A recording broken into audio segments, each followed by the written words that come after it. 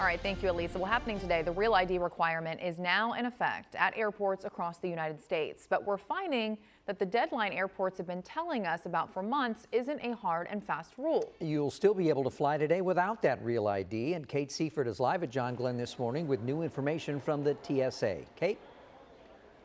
Hey, good morning, Kurt and Katie. Yeah, we spoke to the TSA here at John Glenn earlier this morning, and they tell us that nobody is going to be denied a flight today here at the airport, although some passengers who don't have that Real ID should expect some delays as they'll have to go through an extra screening process. Even with that, as you take a look, it looks like security lines are moving pretty quickly. We've seen waves of larger groups going through TSA and then some lulls in the action. I asked, though, how long airports will be allowing this screening process to take place before making those Real IDs and other accepted documents the only option.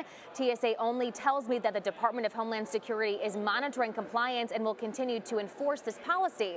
Passengers without an acceptable ID, they say, should take the steps to get one. That being said, most people that I met today at the airport say they do have this Real ID. You know, if you have one, if it has that star in the top right-hand corner. There are some people that say they don't have that Real ID, and I met one of them today. Here's what they told me. I think so far it's just been so up and down, and with how long they've been saying that we're going to need it, and then they kept pushing the deadline back and back.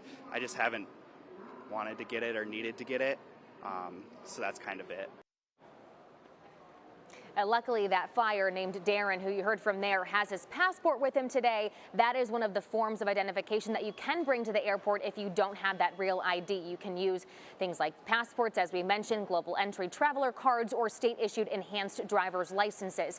We put the TSA's full list of acceptable documents on our WSYX app. Now, the Real ID Act was passed by Congress 2 decades ago following the 9/11 Commission's recommendations to establish security standards for state-issued IDs. The hope is that this will enhance our national security by proving the authenticity of the documents flyers use to get through TSA.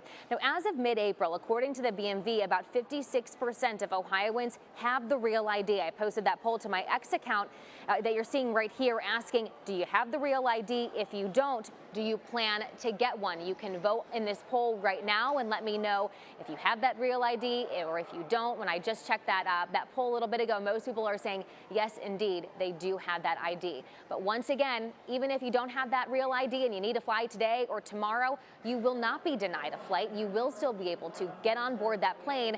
Just expect possible delays as you have to go through that extra screening process with TSA. Live on your side at the airport, I'm Kate Seifert for Good Day Columbus.